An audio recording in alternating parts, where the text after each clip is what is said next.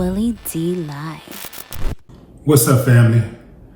Hours after Venezuelan President Nicolas Maduro was captured by U.S. forces, the country's vice president and other top regime figures condemned the military operation in stark terms and suggested that they planned to push back on U.S. involvement in the country, posing a potential threat to Donald Trump, your president, suggestion that the U.S. will run Venezuela.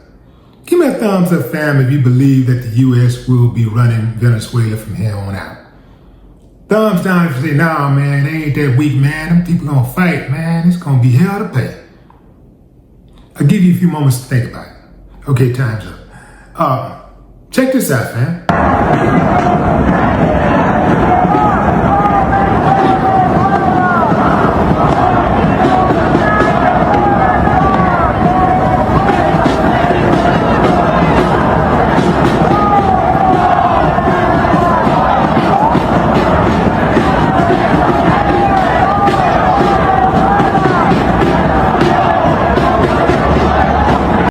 That's your peace march in New York City, people protesting the U.S.'s invasion of Venezuela.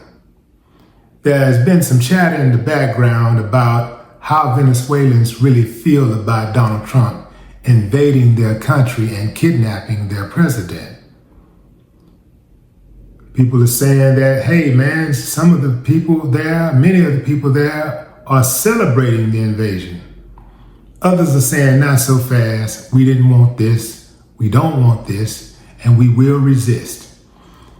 Check this woman out. Libre y soberano, que viva Venezuela libre, camarada, que viva Venezuela de los patriotas, la Venezuela revolucionaria, la Venezuela del Chávez y la Venezuela de nuestro hermano presidente Nicolás Maduro Moro, camarada, y ya que las instituciones internacionales dejen de ser alcahuetes y se hagan un pronunciamiento real, porque están masacrando a un pueblo que lo que ha querido es justicia, un pueblo que ha luchado por una vivienda digna, un pueblo que ha ayudado por la alimentación, cuando nos quitaron todo lo de nuestros hijos. Hoy en día le decimos a esas instituciones internacionales que se pronuncian, porque ese gobierno norteamericano no es la policía del mundo y los venezolanos lo vamos a demostrar.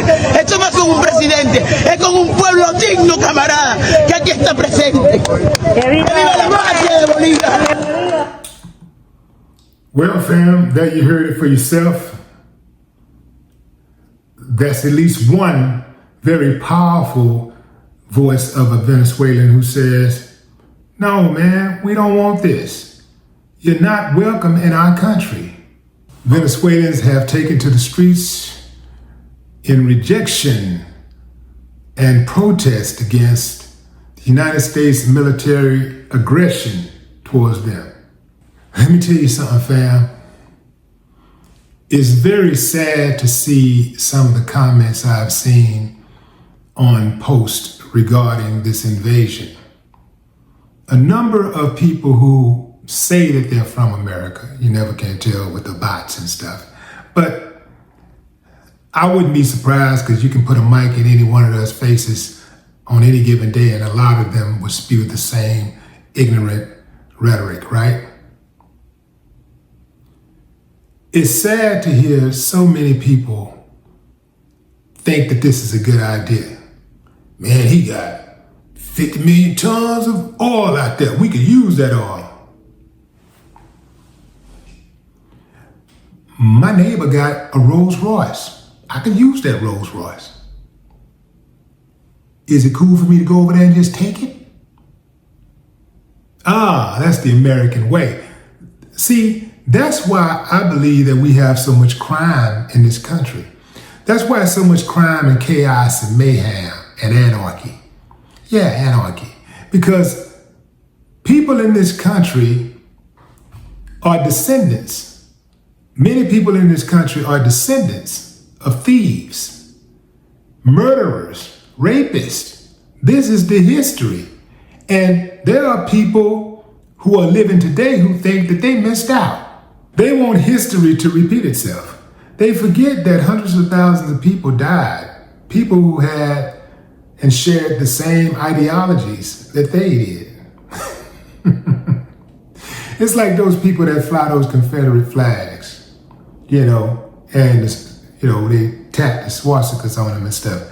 They forget they lost. The people who celebrated that type of thing, who championed that, they lost. And I'm gonna tell you something. Because many people that was on the right side of history saw what happened and saw how it played out, how many of these people were granted reparations. Like slave owners were granted reparations because they lost their stock, their commodity.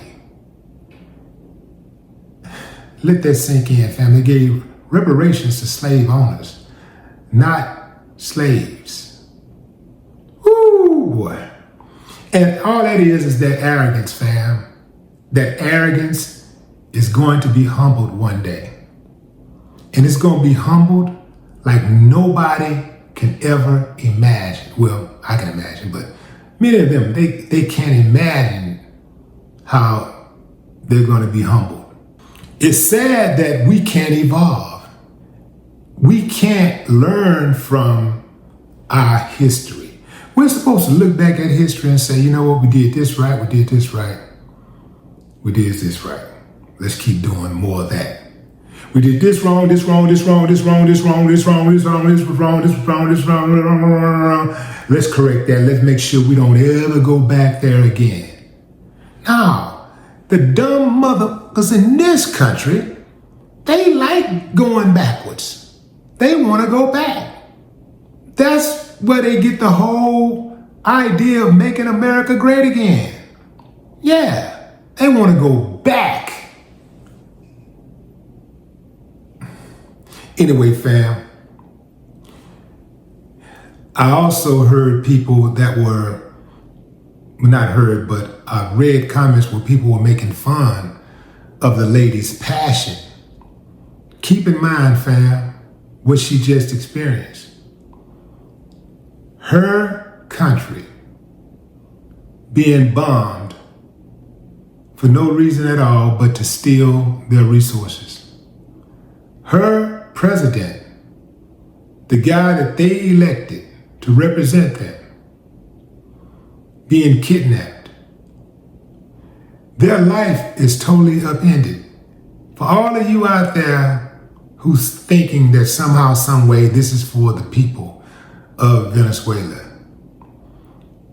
you're really slow and you should get checked out. You have no business even, I hope you don't have kids, because you're not smart enough to raise children. This is bad. Ain't nothing good gonna come from this.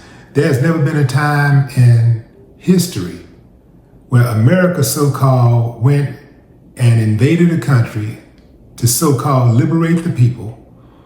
And when America left, that country was better off. The countries were always worse off. The most recent evidence we have of that is Libya. Libya was a country where they had free health care for the people, free education. If you wanted to learn more in a particular discipline and you wanted to extend your education abroad, the government would pay for that.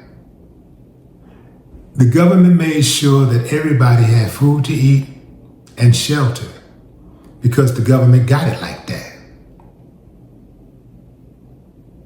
But they made Gaddafi the bad guy.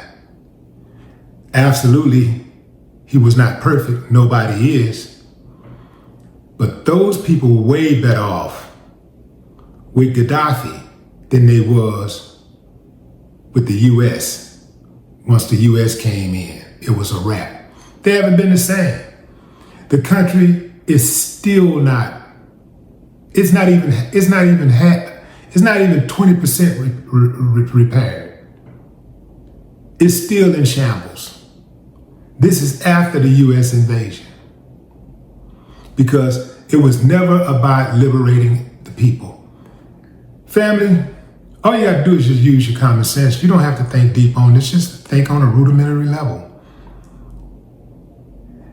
If this country was serious about liberating people and making sure everybody had a fair shot, they would start right here at home. It's plenty of people right here in this country who have their rights violated on a daily basis just because of the color of their skin. Where are the troops? Where are the foreign troops coming in to invade the U.S. to make that right? Where are those troops? I'm still looking. I'm glad that that woman had an opportunity to tell her story. The internet has been a blessing and a burden for us. It's been a burden because anybody and everybody can get online and become famous doing something stupid. At the same time, anybody and everybody can get online and expose somebody else doing something stupid or doing something criminal, something illegal, right? I was going to say pray for Venezuela, but we need to pray for the United States first. No more talk.